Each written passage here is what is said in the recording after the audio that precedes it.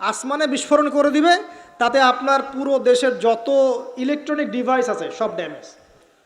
তবে এটা সময়ের ব্যাপার মাত্র যে বিশ্বে একটা ভয়ঙ্কর প্রলয়কারী কিছু একটা হতে যাচ্ছে।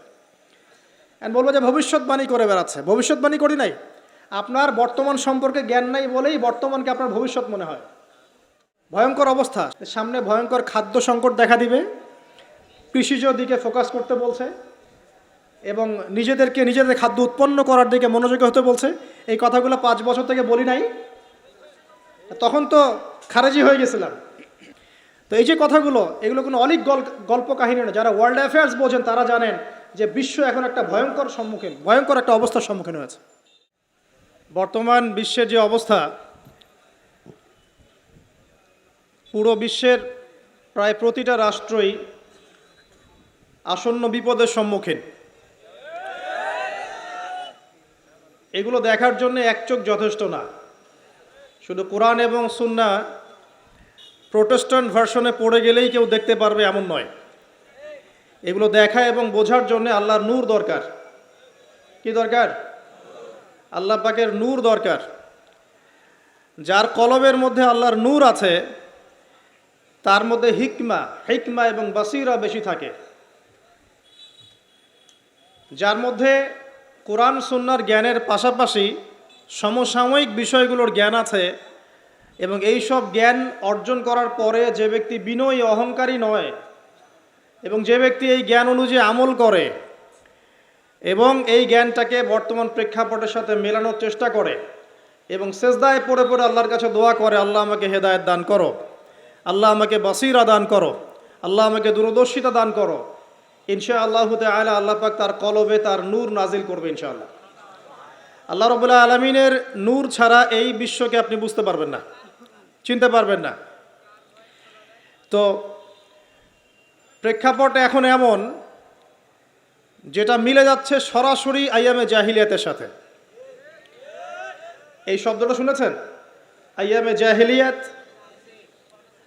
আমরা সাধারণত বলি যে নবী সাল্লাল্লাহু আলাইহি ওয়াসাল্লামের নবুয়তের আগের যে যুগটা ছিল ওই যুগটাকে সাধারণত আইয়ামে জাহিলিয়াহ বলা হয়, মানে অন্ধকারাচ্ছন্ন যুগ বলা হয়, তাই তো? কেন বলা হয়? এটা কি ভালো প্রশ্ন না? কি কারণে ওই সমাজের মানুষগুলোকে আমরা জাহেল বলি? জাহেলকে, যে ব্যক্তি জানে না সে যেমন জাহেল, সত্য আসার পরে প্রত্যাখ্যান করে সেও তো জাহেল নাকি? এবং সত্যের অনুকূলে যে আমল করে না, সত্যকে পাশ কাটিয়ে চলে যায়, সে কি জাহেল নয়? জাহেলিয়াহ মানে কি? যারা জাহেলি কাজ করত তারা জাহেলিয়াতের মধ্যে ছিল। যারা জাহেলি মূর্খতাপূর্ণ কাজ করত তারা জাহেলিয়াতের মধ্যে ছিল। এখন এই যুগেও এসে যদি আমরা এই জ্ঞানের বিপ্লব আমরা যে বলি, এই বিশ্বেও যদি আমরা জাহেলের মতো কাজ করি, আমরাও জাহেলিয়াতের মধ্যেই আছি। কথা কি বুঝতে পারছেন? আচ্ছা, একটা প্রশ্ন করলাম, বলেন আইয়ামে জাহেলিয়াতকে কেন জাহেলি যুগ বলা হয়? বলেন। দাওয়াতের কাজ বন্ধ ছিল, একজন বলেছে, আপনি বলেন। বলেন। বর্বরতা ছিল, আর কি ছিল? মেয়ে সন্তানকে পুঁতে ফেলা হতো, আর কি ছিল? মূর্খতা, আর কি? মূর্তি পূজা করা। আচ্ছা, মাশাআল্লাহ, আপনারা পড়াশোনা করেন বুঝতে পারছি, আলহামদুলিল্লাহ। আমি দোয়া করি আল্লাহ পাক আপনাদের জ্ঞান বাড়িয়ে দিক। কেন এই যুগে জ্ঞান ছাড়া চলা যাবে না। এই যুগটা অজ্ঞ থেকে চলার যুগ নয়, জ্ঞান অর্জন করতেই হবে। আর এই জ্ঞান অর্জন শুধু এককেন্দ্রিক করলে চলবে না, আপনাকে বহুমুখী শিক্ষায় শিক্ষিত হতেই হবে। অন্যথায় আপনি ওই যে বললাম আল্লাহর নূর, যেটা দিয়ে আপনি এখন বিশ্বকে দেখবেন, এটা অর্জন করতে পারবেন না। আরেকটা কথা বলে রাখি, অনেক ডিগ্রি সার্টিফিকেট অর্জন করার পরেও যদি মনের মধ্যে হিংসা আর অহংকার আর গীবত তোহমতের সংস্কৃতি না যায়, ওই নোংরা কলবেও আল্লাহর নূর নাজিল হয় না। কথা বুঝতে পারছি না? অনেক ডিগ্রি সার্টিফিকেট অর্জন করেছেন, তো মনের মধ্য থেকে এখনো হিংসাই যায় নাই, এখনো গীবত তোহমতের সমালোচনার সংস্কৃতিই বর্জন করতে পারেন নাই, এখনো খোলা মনে সবাইকে ভাই মনে করতে পারছেন না। সংকীর্ণ মন, একটা ছোট মন নিয়ে ছোট লোকের মতো আপনি চলাফেরা করেন, এই মন নিয়ে চললে আল্লাহর নূর নাজিল হবে না। আল্লাহ নূর পেতে হলে মনটা প্রশস্ত হতে হবে, নিরহংকারপূর্ণ হতে হবে, কারো প্রতি হিংসা নাই, কারো প্রতি বিদ্বেষ নাই, কেউ আমার শত্রু না, মুসলিম ভাইরা সবাই আমার ভাই। উদার একটা যখন মন মানসিকতা থাকবে, নিরহংকারপূর্ণ মন থাকবে, জ্ঞান অনুযায়ী আমল হবে, সেজদায় কান্নাকাটি করবেন, আল্লাহ নূর চলে আসবে ইনশাআল্লাহ। আর এগুলো আসলে এখনকার সায়েন্স দিয়ে আমি ব্যাখ্যা করতে পারবো না, এগুলো আধ্যাত্মিক কথাবার্তা। আমাদের বাহ্যিক এই জগতের বাইরেও কিন্তু একটা জগৎ আছে, আমি মনে হয় বুঝাতে পারছি না। বারাকা, আল্লাহ পাকের বরকত কি দেখেছেন কখনো চোখ দিয়ে? আল্লাহ পাকের বরকত বলে একটা কথা আছে না, আছে না? আচ্ছা, আর বরকত কি জিনিস আপনি কি চোখে দেখতে পারেন? এমন একজন সালাফের কথা পড়লাম যিনি 40 বছর বেঁচে ছিলেন। কত বছর? 40 বছর। এই 40 বছরে তিনি প্রায় 300টা বই লিখেছেন। কয়টা? 300টা। এখন বলেন, আমরা এখানে যারা বসে আছি অনেকেই 40 পার করে ফেলছি না? আমরা এই 40 বছরে কিছু করতে পেরেছি? এই 40 বছরে একটা মানুষ 300টা বই লিখতে পারে? তাহলে আমরা বুঝতে পারছি যে তাদের সময়ের যে বরকত আর আমাদের হায়াতের বরকত এক না। বরকত সম্পূর্ণ ভিন্ন জিনিস, যেটা আমরা চাক্ষুষ দেখা জ্ঞান দিয়ে বিশ্লেষণ করতে পারবো না। পারবো না। আরও বুঝাচ্ছি, দেখুন, রাসূলুল্লাহ সাল্লাল্লাহু আলাইহি ওয়াসাল্লাম সারাদিনে কত কাজ করতেন। তাহাজ্জুদ পড়তেন, শেষ রাত্রে উঠতেন, রাতের এক অংশ ঘুমাতেন, আরেক অংশ উঠতেন, উঠে তাহাজ্জুদের নামাজ পড়তেন, লম্বা কেরাত, মানে এক রাকাতে প্রায় 4 পারা কোরআন তেলাওয়াত করেছেন। এক রাকাতে 4 পারা। আমরা তো 4টা আয়াত পড়লেই একদম তাড়াতাড়ি রুকু করতে হবে, দাঁড়ায় থাকতে পারতেছি না। তাই নামাজ তো ডিজিটাল, এখন যুগের সাথে সাথে নামাজও কি ডিজিটাল। অনেক মসজিদে নামাজ পড়লে মনে হয় ইমাম সাহেব পেশাব পায়খানা চাপ নিয়ে নামাজ পড়াচ্ছে মনে হয়, তাড়াতাড়ি নামাজ শেষ করতে পারলে বাঁচে আর কি। আবার দেখা যায় মাঝে মাঝে যে নামাজ মানুষ পড়তেছে না, মানে নামাজ পড়ানোর দায়িত্ব সে পালন করছে, নামাজ নিজে পড়তেছে না। তো এই ডিজিটাল নামাজ না, নবী সাল্লাল্লাহু আলাইহি ওয়াসাল্লাম এক রাকাতে 4 পারা কোরআন তেলাওয়াত করেছেন, প্রায় 4.5 পারা তাহাজ্জুদের নামাজে। তখনই তো গিয়ে পা ফুলবে। এই যে পা ফুলতো, এমনি এমনি পা ফোলে? কতক্ষণ দাঁড়ায় থাকলে একটা মানুষের পা ফোলে? তো নবী সাল্লাল্লাহু আলাইহি ওয়াসাল্লামের পা ফুলে যেত, পা মোবারক ফুলে যেত।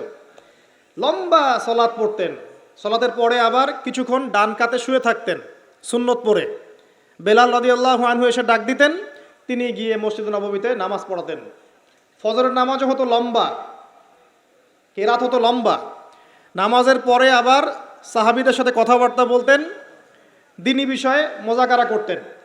তারপরে ইশরাকের নামাজ পড়তেন, চাশতের নামাজ পড়তেন, পরিবারের দেখাশোনা করতেন, দিন প্রচার করতেন, রুজি রুটির ব্যাপার ছিল। এই সারাদিন যে এতগুলো কাজ তিনি করতেন, একদিনে একটা মানুষ এত কাজ করতে পারে? তো নবী সাল্লাল্লাহু আলাইহি ওয়াসাল্লামের জীবনের বরকত আমার জীবনের বরকত কি সমান? তাহলে বলেন, বরকত কি আমি চাক্ষুষ জ্ঞান দিয়ে প্রমাণ করতে পারবো? এরকম অনেক বিষয় আছে ইসলামে যেটা চাক্ষুষ জ্ঞান দিয়ে প্রমাণ করা যায় না। কবরের আযাব দেখেছেন? কেউ কি প্রমাণ করতে পারবে? আপনি কি ফেরেশতাকে দেখেছেন যারা এখন এখানে ঘিরে রেখেছে জায়গাটা? এই জায়গাটা কি ফেরেশতারা ঘিরে রাখে নাই? আল্লাহ রাসূল কি সেই কথা বলেন নাই? কিন্তু আমরা কি প্রমাণ করতে পারবো এখন? আপনি চাক্ষুষ জ্ঞান দিয়ে পারবেন না। কবরের আযাব প্রমাণ করতে পারবেন না। স্বপ্ন মাঝে মাঝে দেখেন, সত্য হয় কি হয় না?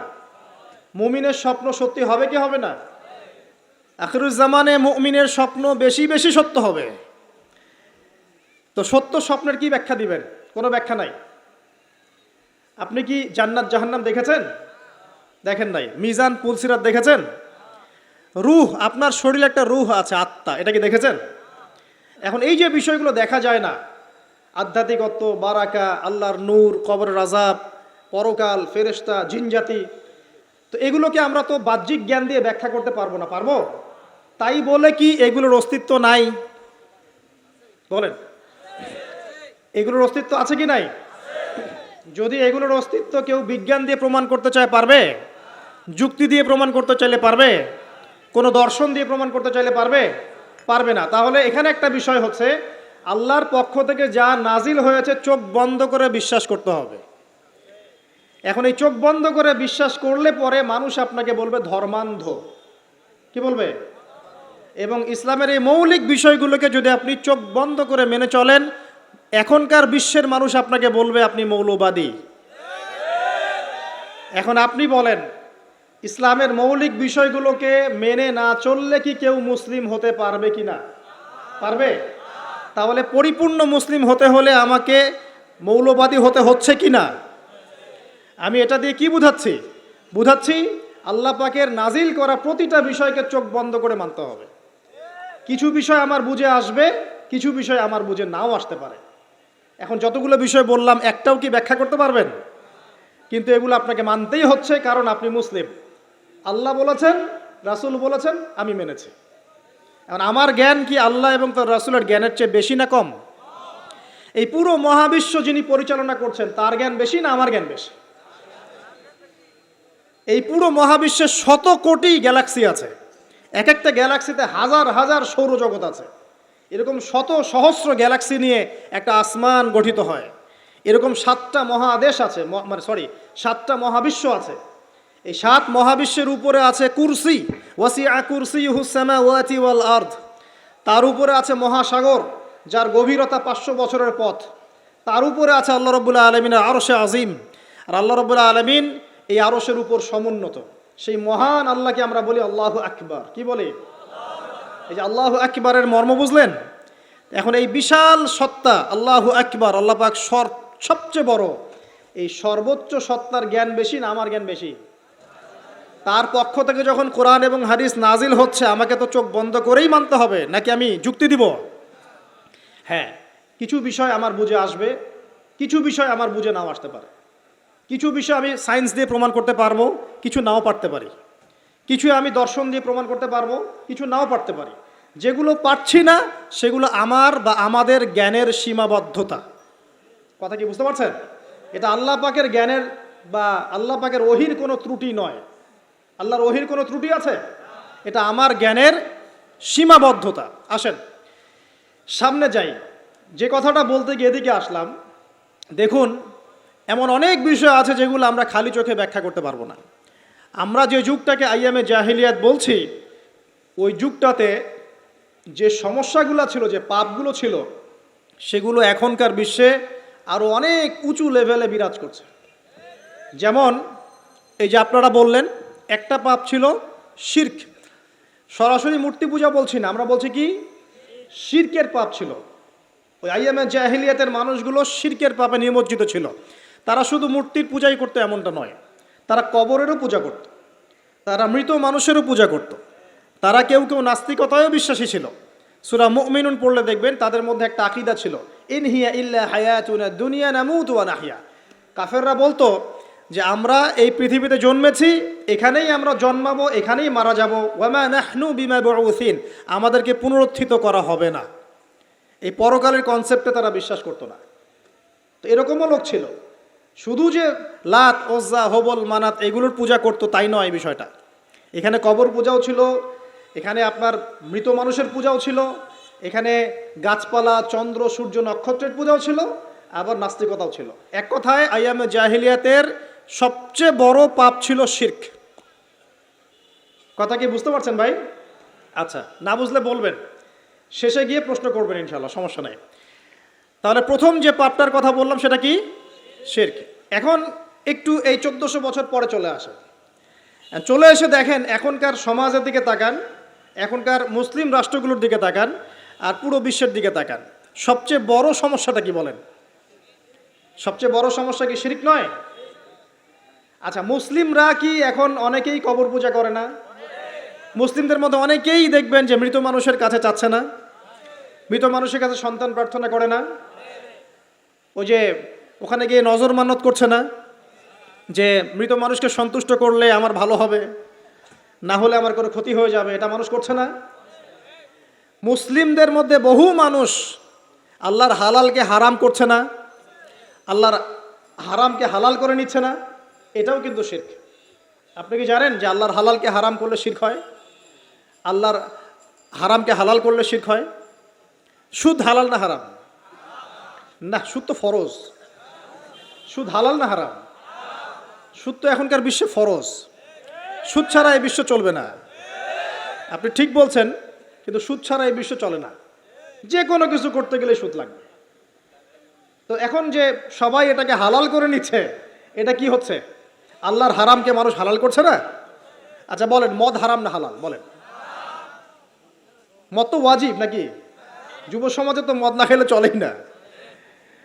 মদ খায় না এমন যুব সমাজের সংখ্যা বেশি না খায় তার সংখ্যা বেশি? কয়টা ছেলে আছে স্মোক করে না? বলেন, কয়টা ছেলে দেখাতে পারবেন যারা স্মোক করে না? এখানে কারা কারা স্মোক করেন না? মাশাআল্লাহ, আলহামদুলিল্লাহ, মাশাআল্লাহ। হাত নামান, হাত নামান, হাত নামান। আল্লাহ পাক আপনাদের রক্তে এবং মাংসে বরকত দান করুন, দোয়া করি। যদি আপনি কোনো কমিউনিটির মধ্যে দেখাতে পারেন যে তারা মাদক থেকে দূরে আছে, তারা শুধুমাত্র ইসলামিক কমিউনিটি, অন্য কোনো কমিউনিটি না। যদি আপনি মাদক মুক্ত কোনো ক্যাম্পাস দেখাতে পারেন, সেটা হবে মাদ্রাসা। এখানে বিষয়টা হচ্ছে, যারা ইসলাম প্র্যাকটিস করে, কোরআন এবং সুন্নাহর বুঝ যাদের মধ্যে আছে, যাদের মধ্যে আল্লাহর ভয় আছে, এরা কখনো সুদ খাবে? এরা কি মদ খাইতে পারবে? পারবে না। ইনশাআল্লাহ আপনারা কি জেনা করতে পারবেন? আল্লাহ পাক আপনাদেরকে ঈমান আমলের উপর অটুট রাখুন, আমিন। যে কথাটা বলছি, কেউ যদি আল্লাহর হালালকে হারাম করে নেয় আর কেউ যদি আল্লাহর হারামকে হালাল করে ফেলে, এটাকে কিন্তু শিরক বলা হয়। এই বিশ্বে কি এই সমস্যা নাই? বুঝেন না এই সমস্যা আছে কি নাই? আছে। সামনে আগান। এই বিশ্বের শিক্ষা ক্ষেত্রগুলো দেখবেন, এই শিক্ষা ক্ষেত্রগুলোর মধ্যে নাস্তিকতার শিক্ষা বাড়ছে না কমছে? বাড়ছে। এই বিশ্বের অর্থনীতি দেখবেন, অর্থনীতির মধ্যে শিরক বাড়ছে না কমছে? এখানে আপনাকে সুদ নিতে হচ্ছে, এখানে আপনাকে আল্লাহর নাজিলকৃত ইকোনমি বাদ দিয়ে পশ্চিমাদের নাজিলকৃত ইকোনমি বহন করতে হচ্ছে। এটাও এক প্রকার কুফরি। আরও সমস্যা আছে। এই বিশ্বের ওয়ার্ল্ড অ্যাফেয়ার্সের দিকে তাকাবেন, দেখবেন বিশ্বের কয়টা জায়গা আপনি আমাকে দেখাতে পারবেন যেখানে মুসলিমদের মধ্যেও আল্লাহ রাব্বুল আলামিনের নাজিলকৃত বিধান দিয়ে বিচার ফয়সালা হচ্ছে? কয়টা দেখাতে পারবেন? তো যেখানে আছে খুব স্বল্প পরিসরে। পুরো বিশ্বের অবস্থা আজকে এমন। পর্দা হালাল না হারাম? বলেন, পর্দা না করাটা হারাম না হালাল? আচ্ছা, এখন দেখেন, মিডিয়া বলেন, প্রিন্ট মিডিয়া বলেন, ইলেকট্রনিক মিডিয়া বলেন, বিভিন্ন প্রযুক্তিগত উন্নয়নের মধ্য দিয়ে নগ্নতাকে প্রমোট করা হচ্ছে কি হচ্ছে না? বলেন, হচ্ছে কি হচ্ছে না? এখন কি কাপড় খোলার দিকে মানুষ বেশি আগ্রহী না পরার দিকে? দেখবেন ইসলামের বুঝ যাদের মধ্যে নাই, এরা কাপড় খুলতে যাচ্ছে এখন। আর আমি আপনাদেরকে বলি, আগের লেকচারগুলোতেও বলেছি, এই পুরো মহাবিশ্বে আমাদের বাবা আর মা আদম এবং হাওয়া আলাইহিস সালাম, তাদের গা থেকে পোশাকটা খুলে ফেলেছিল কে জানেন? কে? ইবলিস। যখনই তারা গাছের কাছে গেলেন, তখন কি হলো? ফালাম্মা যাকাশ শাজারা বাদাত লাহুমা সাওআতিহিমা। যখনই তারা গাছের কাছে গেলেন, তাদের কাপড় খুলে পড়ে গেল। তাহলে পুরো মহাবিশ্বে আমাদের পিতামাতাকে নগ্ন করে দিয়েছে কে? ইবলিস, শয়তান। তাহলে এখন পৃথিবীতে যারা মুসলিমদেরকে বা অমুসলিমদেরকে, পুরো মানবতাকে যারা নগ্ন করতে চাচ্ছে, এরা কার এজেন্ট? এরা কার এজেন্টটা বাস্তবায়ন করছে? এটা কি বুঝতে বাকি থাকে? আমি কথাগুলো বানিয়ে বলি নাই। সূরা আরাফ পড়েন, দেখবেন সব লেখা আছে। আসেন, এক কথায় বলতে চাচ্ছি, ওই সময়কার যে শিরকটা শুধুমাত্র মক্কায় সীমাবদ্ধ ছিল, এখনকার শিরকটা গ্লোবালাইজেশন হয়েছে আর কি। পুরো দেশে দেশে দেশে শিরক ছড়িয়ে পড়েছে আর কি। আসেন, ওই সময় আরেকটা বড় পাপ ছিল, যেটা এই যে এক ভাই বলল, সেটা হলো রিবা। রিবা, রিবা মানে কি? সুদ। রিবা মানে সুদ, জানেন তো? আর সুদ তো ফরজ নাকি ভাই? আচ্ছা, এমন কোনো গ্রাম নাই বাংলাদেশে যেখানে সুদ নাই, আর বিশ্বের এমন কোনো দেশ নাই যেখানে সুদ নাই। আর এই যুগের কথাই নবী সাল্লাল্লাহু আলাইহি ওয়াসাল্লাম হয়তো বা বলেছিলেন, আল্লাহু আ'লাম, আল্লাহ ভালো জানেন, যে এমন একটা যুগ আসবে যে যুগে ম্যাক্সিমামই সুদখোর হবে। যে ব্যক্তি সুদের ছিটাফোঁটা, মানে সুদের পাপ থেকে বেঁচে থাকতে চাইবে, ওর গায়েও গিয়ে সুদের ছিটাফোঁটা গিয়ে লাগবে। এটা সেই যুগ না? আপনি বুঝতে পারছেন না হয়তো, এটা সেই যুগ। আপনি মনে করছেন দাড়ি টুপি পাগড়ি জুব্বা মাশাআল্লাহ সব লাগাই দিছি, হ্যাঁ, বাইরে একটা সাইনবোর্ড আছে, আমি মৌলবী, আল্লামা, আমি একজন দায়ী বক্তা, কিন্তু সুদের যে ওই ছিটাফোঁটা, এটা আপনার কাছে আমার কাছেও আছে। হয়তো আপনি বুঝতে পারছেন না। কখন বুঝবেন? যখন ইসলামিক অর্থনীতির বইগুলো পড়তে পারবেন। আর শুধু ইসলামিক অর্থনীতির বই যথেষ্ট না, এর পাশাপাশি আমাদের দরকার এই প্রচলিত যে IMF ইন্টারন্যাশনাল মনিটরি সিস্টেম এর নীতিগুলো জানা। তখন কি আপনি বুঝবেন ওয়ার্ল্ড ব্যাংক কী জিনিস, IMF কী জিনিস, ঠিক আছে? তখন বুঝবেন যে পেট্রো ডলার কী জিনিস, তখন বুঝবেন যে হার্ড কারেন্সি সফট কারেন্সি কী জিনিস, এখন বুঝবেন না। আর যেহেতু বুঝবেন না, অতএব আমি এগুলো বলেও লাভ নাই।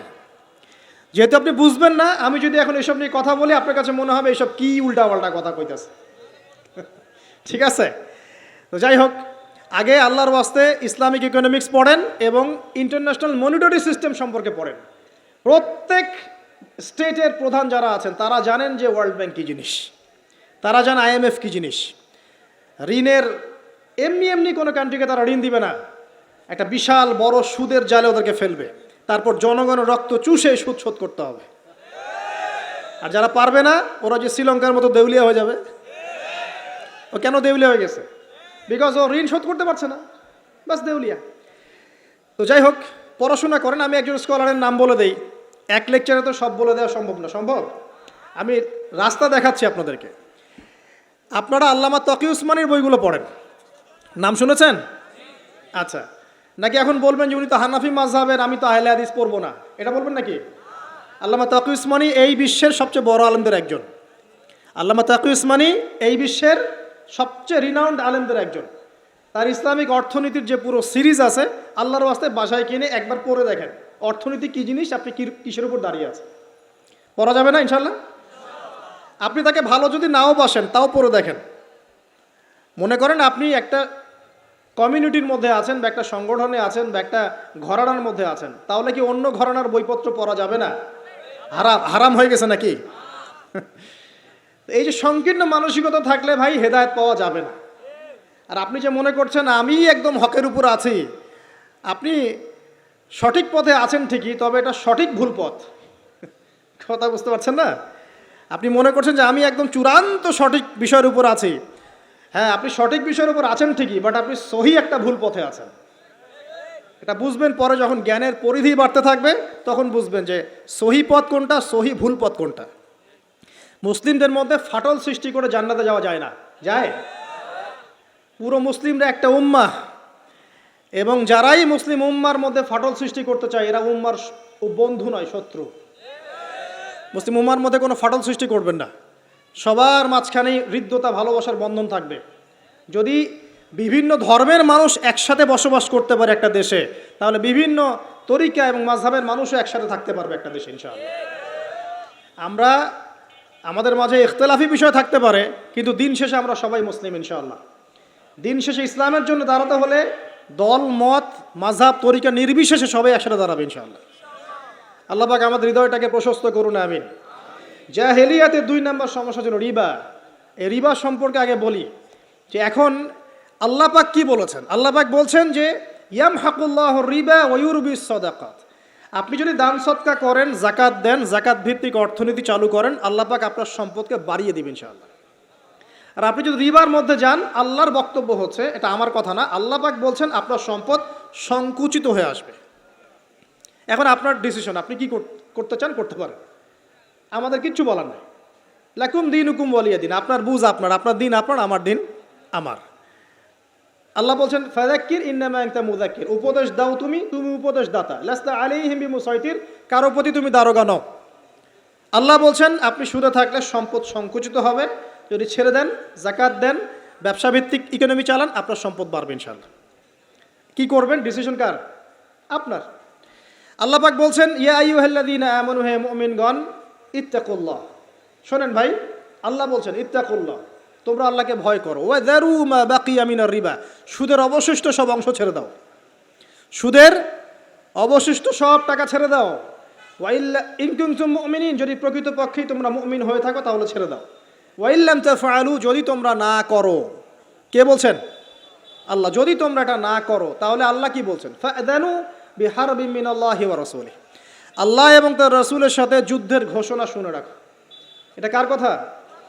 এখন আপনি যদি চান আল্লাহর পক্ষে যুদ্ধ করতে পারেন, আপনি চাইলে আল্লাহ এবং তার রাসূলের বিপক্ষেও যুদ্ধ করতে পারেন। আপনাকে কি বাধা দিবে? দিবে না। ডিসিশন কার? ডিসিশন আপনার। নবী সাল্লাল্লাহু আলাইহি ওয়াসাল্লাম আরও বলেছেন যে, আপনারা জানেন হাদিসটা, নতুন কোনো হাদিস বলছি না, আপনারা জানেন, প্রত্যেক আলেম জানেন, প্রত্যেক মাযহাবের ইমাম জানেন। কি সেটা? যে সুদের পাপের 70 বা 73টা শাখা আছে। কয়টা? 73 বা 70টা শাখা আছে। তার সবচেয়ে নিম্ন শাখা হচ্ছে নিজের মাকে বিয়ে করা।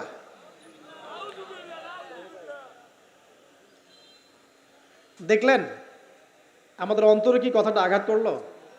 আপনি কি আপনার মায়ের সাথে, নাউজুবিল্লাহ, আপনি কি আপনার মাকে বিয়ে করতে পারবেন? এটা কি কোনো ব্যক্তির পক্ষে সম্ভব? কিন্তু নবী সাল্লাল্লাহু আলাইহি ওয়াসাল্লাম বলছেন 73 শাখার সবচেয়ে নিম্ন শাখা হচ্ছে সে ব্যক্তি যেন তার মাকে বিয়ে করলো। আর সর্বোচ্চ শাখা কি? ওই যে আল্লাহ এবং তার রাসূলের সাথে কি করা? যুদ্ধ করা। আরেকটা হাদিস আছে, নবী সাল্লাল্লাহু আলাইহি ওয়াসাল্লাম বলেছেন যে 4 শ্রেণীর মানুষ আছে, এদেরকে আমি সমানভাবে অভিশাপ দিলাম। কয় শ্রেণী? 4 শ্রেণী। জাস্ট শুনে রাখেন হাদিসগুলা। আমি জানি এই বিশ্বে আপনি এই হাদিসগুলোর উপর ইমপ্লিমেন্টেশনে যেতে পারবেন না, এটা আমি বুঝি। কিন্তু আকীদা ঠিক থাকতে কি কোনো সমস্যা আছে? একটা মানুষ পাপ করে, জেনে করে যে হ্যাঁ আমি জানি এই কাজটা খারাপ, ঠিক আছে? আর একটা মানুষ মনে করে না এটা করলেও হয়, না করলেও হয়, কোনো সমস্যা নাই। আরেকটা মানুষ মনে করে যে না আমি একটা ডাহা পাপ করছি, এটা থেকে বেঁচে থাকা আমার উচিত ছিল কিন্তু আমি পারছি না। আর একজন পাপ করছে যে আমি মানি না এসব বিধান টিধান, যা ভালো মনে হবে দুনিয়ার জন্য করব। এরা কি সবাই সমান? একজন মানুষ যে জানে যে এটা খারাপ কাজ কিন্তু বাধ্য হয়ে সে করতে হচ্ছে, সে ব্যক্তি তো ওর চেয়ে কিছুটা হলেও উত্তম নাকি যে ব্যক্তি দেধারসে পাপ করছে। আচ্ছা, ওই যে এক ছেলে বলেছিল আমাদেরকে মেসেজ করে যে আমি একটা মেয়েকে খুব ভালোবাসি হুজুর, তাকে বিয়ে করতে চাই, এখন ওই মেয়ের বাসার লোকজন রাজি হচ্ছে না। এর মধ্যে কি চেতনাটা কি? সে প্রেম করছে ঠিকই, হারাম অ্যাফেয়ার্সে আছে ঠিকই, কিন্তু সে তাকে বিয়ে করতে চায়, ওটা হালাল করতে চায়। আর এক ছেলে মেসেজ করছে, সে বলছে যে আমি এরকম জেনায় লিপ্ত ছিলাম, এখন আমি কি করব? আমি কি ওগুলো ছেড়ে দিয়ে ফিরে আসব, নাকি আমি ওই মেয়ের সাথেই জেনা অব্যাহত রাখবো? এই দুই ব্যক্তি কি সমান? সমান না। এটাই বোঝাচ্ছি আপনাদেরকে। দেখুন 4 শ্রেণী মানুষের কথা নবীজি বলেছেন। এক শ্রেণী হচ্ছে সেই ব্যক্তি যে নিজে সুদ খায়। কারা কারা খাই? এবার হাত উঠান, কারা কারা খান? আলহামদুলিল্লাহ। দ্বিতীয় শ্রেণী যারা খায় না কিন্তু মানুষকে দেয়। এবার দেন কারা কারা? আচ্ছা। 3 নাম্বার, খায়ও না দেয়ও না। খায়ও না দেয়ও না, সাক্ষী থাকে। সাক্ষী আছেন কারা কারা? সাক্ষী অনেক জনে আছে। আচ্ছা, মাশাআল্লাহ, লা ইলাহা ইল্লাল্লাহ। 4 নাম্বার, খায়ও না দেয়ও না, সাক্ষীও থাকে না, লিখে রাখে। এবার লেখেন কারা কারা? এইবার তো মুশকিল। এখানে তো অনেক বিসিএস ক্যাডার আছেন মনে হয়, এবং অনেক এমন এমন সেকশনে জব করছেন যেখানে লিখতে হচ্ছে নাকি। তো এই 4 শ্রেণীর মানুষকে নবী সাল্লাল্লাহু আলাইহি ওয়াসাল্লাম কি করেছেন ভাই, আমি শুনাই আপনাকে খালি। আল্লাহ নবী বলেছেন যে আমি 4 শ্রেণীর মানুষকে সমানভাবে অভিশাপ দিয়ে গেলাম, এতটুকু বলেছেন।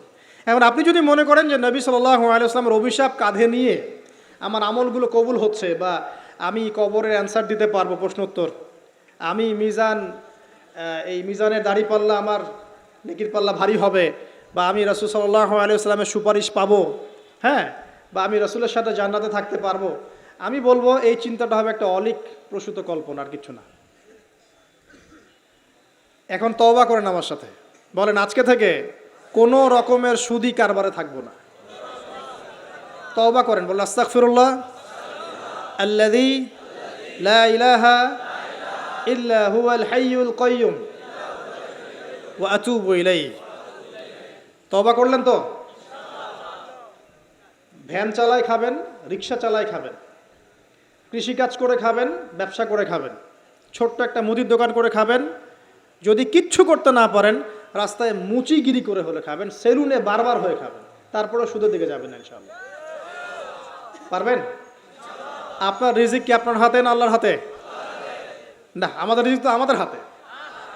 যে ব্যক্তি মনে করে রিজিক আল্লাহর হাতে, সে কি কখনো ঘুষ নিতে পারে? সে অন্যের সম্পদ আত্মসাৎ করতে পারে? সে অন্যের জমি সিজ করতে পারে? সে দুর্নীতি করতে পারে? সে সুদ খাইতে পারে? কেন খায়? কারণ সে মনে করে রিজিকের মালিক সে নিজেই। এগুলো করলে তার সম্পদ বাড়বে, না করলে সম্পদ বাড়বে না, এই কারণেই তো সে কাজগুলো করে। আর আমি খুব ভালোই বুঝি, অ্যাটলিস্ট আমি খুব ভালোই বুঝি যে এই কাজগুলো ব্যক্তিরা কেন করে। উত্তর শুনবেন? উত্তর হচ্ছে পরিবারের জন্য। কার জন্যে? পরিবারের জন্য। মা, বৃদ্ধ মা আছে দেখতে হবে, 2 বাবা আছে দেখতে হবে, স্ত্রী আছে। আর স্ত্রী মাশাআল্লাহ একদম ফেমিনিস্ট, তার চাহিদা পূরণ করতে তার হিমশিম খেতে হয়। হ্যাঁ, একটা শাড়ি নেবে 20,000, ঠিক আছে? স্ত্রীর চাহিদা অনেক, গহনাগাটির অনেক চাহিদা। আর না দিলে তো আবার সমস্যা, বাসায় গেলে তো মানসিক টর্চার সেলে রেখে দিবে। এখনকার বেশিরভাগ পুরুষই কিন্তু নির্যাতনের শিকার। এখনকার বেশিরভাগ পুরুষ কিন্তু পুরুষ নির্যাতনের শিকার। ম্যাক্সিমাম বাসায় গিয়ে দেখবেন টর্চার, এক একটা রিমান্ডের সেলের মতো, বুঝছেন? এবং এটা 7 দিন 5 দিন 7 দিনের রিমান্ড না, এটা লাইফ টাইম রিমান্ড, মানে পুরো জীবন ধরে এই রিমান্ড চলবে। তো এই যে সমস্যা, তা কার কার জন্য করি? পরিবার, সন্তান, পিতা মাতা, আত্মীয় স্বজন, এগুলোর জন্য। কিন্তু একটা কথা শোনেন আমার, আমরা যখন মারা যাব না, আমরা মারা গেলে পরে 40 দিন তারা আমাদেরকে মনে রাখবে কিনা সন্দেহ আছে। বিশ্বাস করছেন না? এই যে আমাদের অনেক আত্মীয় স্বজন মারা গেছে না, বছরে একটা বারও কি কবরস্থানে কেউ গিয়েছে? বা হয়তো যায়, মৃত্যুবার্ষিকী ওই দিন যায়, তাই না? দেখেন আমরা কিন্তু আস্তে আস্তে ভুলে গিয়েছি তাদেরকে, আমরা ব্যস্ত হয়ে গেছে। ঠিক একইভাবে তারাও আমাদেরকে ভুলে যাবে। এই জন্যে আমি বারবার আপনাদেরকে মনে করে একটা কথা, আমার জীবন থেকে উপলব্ধি করি একটা কথা, যে একমাত্র আল্লাহ ছাড়া এই পৃথিবীতে এবং পরকালে আমাদের আপন বলে কেউ নাই। বাকি সবাই সবার স্বার্থের জন্য আছে। মানুষ মানুষের অবস্থানকেই মূল্যায়ন করে, মানুষ মানুষের অবস্থানকেই মূল্যায়ন করে। আল্লাহ রাব্বুল আলামিন আপনার ভিতরটাকে ভালোবাসেন। দেখেন, আপনি যখন নামাজ পড়েন নাই, আল্লাহ পাক কিন্তু আপনাকে ধ্বংস করে দেন নাই। আল্লাহ পরম করুণাময় আপনাকে হেদায়েত দিয়ে নামাজি বানিয়ে দিয়েছেন। জীবনে অনেক পাপ করেছেন, ইনস্ট্যান্ট আল্লাহ পাক শাস্তি দিতে পারতেন, আল্লাহ পাক দেন নাই। আল্লাহ আপনাকে ভালোবাসেন, আল্লাহ আমাকে ভালোবাসেন। আল্লাহ পাকের এই ভালোবাসার ঋণটা শোধ করার জন্য হলেও নামাজি হয়ে যান, আল্লাহর পথে ফিরে আসেন, দিনের জন্য কিছু করেন, দিনের ফিকির করেন, পড়াশোনা করেন। প্রিয় ভাইরা, আল্লাহ পাক তৌফিক দান করুন। দেখুন, এই রিবা থেকে দূরে থাকার জন্য একটা হাদিস যথেষ্ট, যে 4 শ্রেণীর মানুষকে আল্লাহ রাসূল সাল্লাল্লাহু আলাইহি ওয়াসাল্লাম লাআনত করেছেন, অভিশাপ দিয়েছেন। ইনশাআল্লাহ আজকের লেকচার যাদের কানে যাবে, আমরা যদি না খেয়েও মরে যাই, আল্লাহ পাক না খেয়ে মারবেন না ইনশাআল্লাহ। রিজিক আছে, খাবো ইনশাআল্লাহ। কিন্তু হয়তো বা অভাব হবে, টাকা পয়সা একটু কম হতে পারে, অন্যের 10 তলা ফ্ল্যাট হবে, আমার হবে না, ঠিক আছে? অন্যের এত বিঘা বিঘা জমি আমার হয়তো হবে না। কিন্তু ইনশাআল্লাহ তাআলা এই যে দুনিয়ার মুসাফিরের জীবনটা, এটা মুসাফিরের জীবন না? মুসাফিরের জীবনটা কেটেই যাবে ইনশাআল্লাহ। কাটবে না? যে কোনোভাবে কেটে তো যাবেই ইনশাআল্লাহ। এই যে পরকালের জীবনটা একটা চেতনার শক্তি, জানেন? দুনিয়াতে যত বাধা বিপত্তি আসুক, গাল মন্দ খান, গীবত তহমত খান, কষ্ট হোক, নির্যাতন হোক, একটা বিষয় মনের মধ্যে শান্তি দেয়। কি শান্তি? যে এই দুনিয়ার জীবনটা তো আর চিরস্থায়ী নয়, এটা তো আর সারা জীবন থাকবে না। ইনশাআল্লাহ এই অবস্থা আস্তে আস্তে পরিবর্তন হয়ে যাবে। ফাইন্না মাআল উসরি ইউসরা, পরকালে ইনশাআল্লাহ পাবো। দুনিয়াতে না পেলে কি হয়েছে, পরকালে পাবো ইনশাআল্লাহ। যুবক ভাই, এসব জেনা ছেড়ে দেন, আল্লাহ রাব্বুল আলামিন আপনার জন্য হুর রেখেছেন জান্নাত, ইনশাআল্লাহ পাবেন ইনশাআল্লাহ। এটা ছেড়ে দেন, সুদ ছেড়ে দেন, আল্লাহ পাক আপনার জন্য হাউজে কাউসার রাখছে ইনশাআল্লাহ, ঠিক আছে? অন্যায় পাপ ছেড়ে দেন, আল্লাহ রাব্বুল আলামিন আপনার জন্য জান্নাত রেডি করে রাখছে ইনশাআল্লাহ। এই দুনিয়ার জীবনটা ধোঁকা, একটা ছোট্ট জীবন, পুরা ধোঁকা, কিচ্ছু নাই এর মধ্যে। আমার কথা শোনেন, এই দুনিয়ার জীবনে কিছুই নাই। চারপাশে অনেক কিছু মনে হবে, আপনার বাড়ি আছে, গাড়ি আছে, স্ট্যাটাস আছে, টাকা পয়সা, প্রতিপত্তি সব আছে।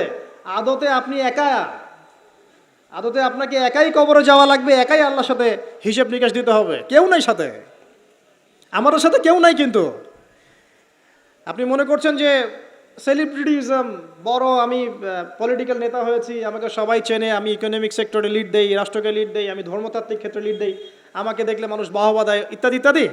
দিন শেষে আমি একা, আপনিও একাই, আমাকেও একাই যেতে হবে, আপনাকেও একাই যেতে হবে। এগুলো সব চারপাশের খালি অন্ধ মোহ, আর কিচ্ছু না।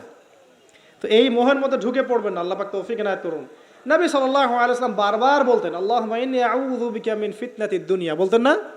হে আল্লাহ, আমি এই দুনিয়ার ফিতনা থেকে তোমার কাছে আশ্রয় প্রার্থনা করছি। ওয়া ইন্নী আউযু বিকা মিন ফিতনাতিন নিসা, আমি মহিলাদের ফিতনা থেকেও আশ্রয় প্রার্থনা করছি। আরও দোয়া করতেন, আল্লাহুম্মা ইন্নী আউযু বিকা মিন আযাবিল কবর, হে আল্লাহ, আমি কবরের আযাব থেকে আশ্রয় প্রার্থনা করছি। ওয়া আযাবি জাহান্নাম, জাহান্নামের আযাব থেকে আশ্রয় প্রার্থনা করছি। ওয়ামিন ফিতনাতিল মাহইয়া ওয়াল মামাত, জীবন মৃত্যুর ফিতনা থেকে আশ্রয় প্রার্থনা করছি। তো রিবার বিষয়টা বলছিলাম, আইয়ামে জাহিলিয়াতের যে সেই রিবা এখনকার বিশ্বে আছে কি নাই বলেন? ওই সময় না হয় মক্কায় ছিল, এখন কি সারা বিশ্বব্যাপী নাই? বিশ্বের কোনো কান্ট্রি রিবা মুক্ত না, বিশ্বের কোনো দেশ রিবা থেকে মুক্ত থাকতে পারবে না এই বিশ্ব পরিচালনা যারা করছে ওদের আন্ডারে থাকলে। কখন হবে বিশ্ব রিবা মুক্ত? একদিন বিশ্ব রিবা মুক্ত হবে ইনশাআল্লাহ, একদিন না একদিন এই বিশ্বটা সুদমুক্ত হবে ইনশাআল্লাহ তাআলা। তখন জালেম পার পাবে না, মাজলুমের রক্ত শ্রম বৃথা যাবে না ইনশাআল্লাহ। আসুন, আইয়ামে জাহিলিয়াতের আরেকটা বড় পাপ ছিল যে এক ভাই বলেছেন, সেটা হচ্ছে নারীর অবমাননা। কে বলেছে এই কথাটা? সামনে একজন। হ্যাঁ, আইয়ামে জাহিলিয়াতের অন্যতম একটা সেরা পাপ ছিল কি?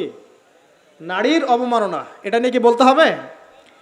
এখন ধর্মের মধ্যেও আমরা নারীদেরকে অবমাননা করছি। বহু নামাজি ব্যক্তি আছে আমাদের মধ্যে, দেখবেন বোনের সম্পত্তি দেয় নাই, মেয়েকে শিক্ষিত করতে চাচ্ছেন না। কেন চাচ্ছেন না? ওর কি অধিকার নাই শিক্ষার? আপনি কি জানেন যে আয়েশা রাদিয়াল্লাহু আনহার কাছে বহু সাহাবী হাদিসের তালিম নিয়েছেন, বহু হাদিস শিখিয়েছেন কে? মা আয়েশা রাদিয়াল্লাহু আনহা। তো তিনি যদি শিক্ষিত না হতেন শেখাতে পারতেন? তো মেয়েদের শিক্ষার দরকার আছে না? হ্যাঁ, কি বিষয় দরকার? তাদের উপযুক্ত পরিবেশ নিশ্চিত করতে হবে, নিরাপত্তা, পর্দা এগুলো নিশ্চিত করতে হবে। তারপরে মেয়েদেরকে আপনি অবশ্যই শিক্ষিত করবেন। ঘরের কোণে বসে রাখতে কে বলেছে? আপনি নিরাপদ পরিবেশ দেন, পর্দা দেন, তারা মাদ্রাসা যাবে, পড়াশোনা করবে। ঠিক আছে? আল্লাহ পাক আমাদের মা বোনদেরকে শিক্ষিত করার তৌফিক দান করুন, আমিন। ভালো ভালো কোয়ালিটি সম্পন্ন মহিলা মাদ্রাসা গড়ে তোলেন। আর মেয়েরা যদি শিক্ষিত না হয় তাহলে আমাদের বাড়ির বউরা শিক্ষিত হবে না। আর বউ শিক্ষিত না হলে আপনি একা শিক্ষিত হয়ে লাভ নাই। তখন ওই যে বললাম টর্চার সেল, ওই টর্চার সেলে ঢুকতে হবে আর কি। কথা বুঝতে পারছেন না? আগে বিয়ে শাদী করেন, বুঝবেন ইনশাআল্লাহ। আর যারা করেছেন তারা অলরেডি হাসছে যে মিট করে দেয়। ঠিক আছে? আচ্ছা, সামনে আসেন। তো এখানে সমাধান কি?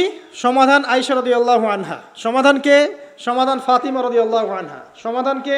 সমাধান খাদিজা রাদিয়াল্লাহু আনহা। আমাদের মা, আমাদের বোন, আমাদের স্ত্রীদেরকে তাদের মতো করে মানুষ করতে হবে, গড়ে তুলতে হবে ইনশাআল্লাহ। দেখবেন নারীর সত্যিকারের সম্মান নিশ্চিত হবে ইনশাআল্লাহ তাআলা। ইসলাম কি কখনো বলেছে যে মেয়েরা কাজ করতে পারবে না, পড়াশোনা করতে পারবে না ইত্যাদি? এই নাস্তিকরা তো ঠুনকো যুক্তি দিয়ে আক্রমণ করে। কে বলেছে? সমস্যা এমন ইসলামিক স্টেট আছে যেখানে একটা স্টুডিও, মনে করি স্টুডিও, ছবি তোলা হয়, কথার কথা, সেখানে সব কর্মী মহিলা, কোনো পুরুষ নাই। একটা মাদ্রাসা, সমস্ত কর্মী মহিলা, কোনো পুরুষ নাই। একটা স্কুল, সবাই মহিলা, কোনো পুরুষ নাই। ওখানে মেয়েরাই পড়ে, মেয়েরাই শেখায়। জায়েজ না? না জায়েজ? বলেন। একটা নিরাপদ পরিবেশে যদি মেয়েরাই মেয়েদের দায়িত্ব নিয়ে পড়াশোনা করায়, ব্যবসা করে, অন্য কিছু করে, জায়েজ না? না জায়েজ? তাহলে পরিবেশ নিশ্চিত করাটা হচ্ছে চ্যালেঞ্জ। ইসলাম বলছে না যে আপনি তাকে একদম অজ্ঞ করে রেখে ঘরের কোণে ফেলায় রেখে দেন, তাকে আপনি পড়াশোনাও শেখাবেন না, সম্পত্তির অধিকারও দিবেন না, কিছুই না। এগুলো ইসলাম কখনো বলেনি। বলেছে? আরে বোকা মানুষ! রাসূলুল্লাহ সাল্লাল্লাহু আলাইহি ওয়াসাল্লামের সময় তো মহিলা সাহাবীরা উহুদের যুদ্ধও করেছে। কি শুনলেন? রাসূল সাল্লাল্লাহু আলাইহি ওয়াসাল্লামের সময় মহিলা সাহাবী উহুদের যুদ্ধও করেছে। উহুদের যুদ্ধের নাম শুনেছেন? ওখানে মহিলা সাহাবীও ছিল, তীরন্দাজ। তাহলে মহিলাটা কি করে নাই নবীর যুগে? খাদিজা রাদিয়াল্লাহু আনহা যত বড় ব্যবসায়ী ছিলেন, এখন এত বড় ব্যবসায়ী পাবেন? কোন মেয়ে আছে এত বড় ব্যবসায়ী? উসমান রাদিয়াল্লাহু আনহু যত বড় বিজনেসম্যান ছিলেন, এখন এত বড় বিজনেসম্যান আছে? তো কি ছিল না সেই স্বর্ণ যুগে? ওই স্বর্ণ যুগের সুন্নতি আমাদেরকে আমল করতে হবে। আল্লাহ পাক তৌফিক এনায়েত করুন, আমিন। প্রিয় মা ও বোনেরা, পর্দা ছাড়বেন না। আপনাদের জন্য 4টা কাজ: স্বামীর আনুগত্য করা, লজ্জাস্থানের হেফাজত করা, আপনার 5 ওয়াক্ত সালাত ঠিকঠাক মতো আদায় করা এবং রমজান মাসে সাওম রাখা। নবীজি বলেছেন সাল্লাল্লাহু আলাইহি ওয়াসাল্লাম, জান্নাতের যে কোনো দরজা দিয়ে ইচ্ছা আপনি প্রবেশ করতে পারবেন। আপনার জন্য সহজ। আর স্বামীর আনুগত্য বলতে আমি বুঝাইনি স্বামীর দাসত্ব করতে হবে, এটা বলিনি। এখনকার কিছু ফ্যামিলিস্ট মেয়ে আছে, ওরা আনুগত্য শব্দ মনে হয় যে দাসত্ব মনে হয়। আনুগত্য দাসত্ব এক জিনিস না। আনুগত্য কি? স্বামী কোরআন সুন্নাহর অনুকূলে কোনো কথা বলেছে, আপনি মানবেন। স্বামী বলছে পর্দা করো, তোমাকে ভালোবেসে বলছি তুমি পর্দা করো, তুমি আমার অনেক প্রিয় একজন মানুষ, তুমি বেপর্দায় বাইরে যাবা, লোকজন দেখবে, কেমন হয়? ঠিক আছে, তোমাকে তো আমিই বিয়ে করেছি, তুমি আমার, মানুষ তোমাকে দেখবে কেন? ঠিক আছে? তো এখন স্বামী ভালো কথা বলেছে, আপনি শুনলেন, এটা আনুগত্য। আর ওই স্বামী যদি বলে আসো তো আমার কলিগরা এসেছে, ওকে খাবার সার্ভ করতে হবে, আসো খাবারটা পরিবেশন করো, এখন আপনি বেপর্দা হয়ে আপনার স্বামীর কলিগের সামনে খাবার পরিবেশন করতে শুরু করলেন, এটা কি আনুগত্য করতে হবে? এটা তখন আপনি আনুগত্য করবেন না। সিম্পল, কোরআন সুন্নাহর অনুগত কাজে আপনি স্বামীর আনুগত্য করবেন, বিপরীতে গেলে আপনি করবেন না। স্বামীর আনুগত্য মানে স্বামীর দাসত্ব নয়। আর এই হাদিসটা আপনি কেন ভুলে যান যে আল্লাহ রাসূল সাল্লাল্লাহু আলাইহি ওয়াসাল্লাম বলেছেন আল্লাহ ছাড়া যদি কাউকে সেজদা করা যেত, সম্মান বুঝাচ্ছেন, আল্লাহ ছাড়া যদি কাউকে সেজদা করা জায়েজ হতো, আমি মেয়েদেরকে বলতাম যেন স্বামীকে সেজদা করে। কেন? কারণ আপনাকে রেসপন্সিবিলিটি, আপনার খাবার, আপনার ফুড, আপনার শেল্টার, আপনার মানে পুরো দায় দায়িত্ব নিজের হাড় ভাঙা পরিশ্রম দিয়ে, জীবনের ঝুঁকি নিয়ে স্বামী আপনার জন্য করে। সে আপনার সম্মান পাওয়ার যোগ্য তো? সে কি আপনার সম্মান পাওয়ার যোগ্য নয়? আপনি যদি সম্মানের হক আদায় না করতে পারেন তাহলে আপনি অকৃতজ্ঞ। আর অকৃতজ্ঞ মেয়ে কখনো জান্নাতে যাবে? একটা হাদিসে আছে বেশিরভাগ মেয়ে জাহান্নামের যাওয়ার অন্যতম কারণ হচ্ছে তারা স্বামীর সাথে কুফুরি করে। কি করে? মানে সারা জীবন স্বামী ভালোবেসে যায়, ভরণ পোষণ দিয়ে যায়, সব চাহিদা পূরণ করে যায়, একদিন দেখবেন কথা কাটাকাটি হয়েছে, ওই দিন বলে বসবে যে তোমার কাছে আমি কিচ্ছু পাই নাই সারা জীবন। এই যে কুফুরি, এই কারণে তারা জাহান্নামে যেতে পারে বেশি। আল্লাহ হেফাজত করুন, আমিন। আরেকটা কারণ হচ্ছে যে বেপর্দা। আপনাকে 4টা মূলনীতি ফলো করতে হবে। এক, এমন কোনো পোশাক পরবেন না যে পোশাকটা আটো সাটো, যেটা পরলে আপনার গায়ের কাঠামো বোঝা যায়। এটা বোরখা হলেও পরা যাবে না। আমি কি বুঝাতে পারছি? ডিজিটাল বোরখা দেখেন নাই? দেখছেন? মাশাআল্লাহ। আর কারা কারা দেখছেন? এদিকে চোখ বেশি যায় না? আচ্ছা, এমনি দেখা যায়, চোখ দিতে হয় না, এমনি দেখা যায়। ডিজিটাল বোরখা চলবে না, ডিজিটাল বোরখা চলবে না। আমার মত, এটা আমি মত দিচ্ছি, আমি আল্লাহর রাস্তায় সময় দিয়েছি অনেক দিন, এবং এখানে যে পর্দাটা শেখানো হয় এরকম পর্দা আমি অন্য কোথাও দেখিনি। এত চমৎকার পর্দা শেখানো হয়। কারা কারা সময় লাগিয়েছেন? 3 দিন 7 দিন সময় দিয়েছেন কারা কারা? বেশিরভাগই দেন নাই। সমস্যা নাই, দিতে হবে, আমি বাধ্যতামূলক বলিনি আপনাকে।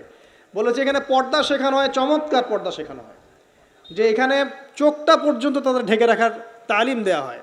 যাই হোক, যেখানেই শেখেন অ্যাটলিস্ট পর্দাটা শিখলেই হলো। এমন পোশাক হবে না যেই পোশাকটা আটো সাটো, যেটা পরে আপনার গায়ের কাঠামো বোঝা যায়। 2 নম্বরে এমন পোশাক পরা যাবে না যেই পোশাকটা পরলে বাহির থেকে ভিতরের অঙ্গ দেখা যায়। দেখেছেন? দেখেন নাই? আচ্ছা, আপনারা তো সব দেখেন দেখি। তারপরে 3 নাম্বার, এমন পোশাক পরা যাবে না যেটা অমুসলিমদের সাথে সাদৃশ্য আছে। কথা বুঝতে পারছেন? অমুসলিমদের ধর্মীয় বিষয়ের সাথে সাদৃশ্য আছে এমন পোশাক মুসলিম মেয়েদের পরা যাবে না। এর মানে এই নয় যে অন্য ধর্মকে আপনি আক্রমণ করবেন, এটাও নয়। যে যার ধর্ম তাদের স্বাধীনতা মতো পালন করবে। মুসলিমরা বাধা দিবে? দিবে না। মুসলিমরা দাওয়াত দিতে পারে। কি করতে পারে?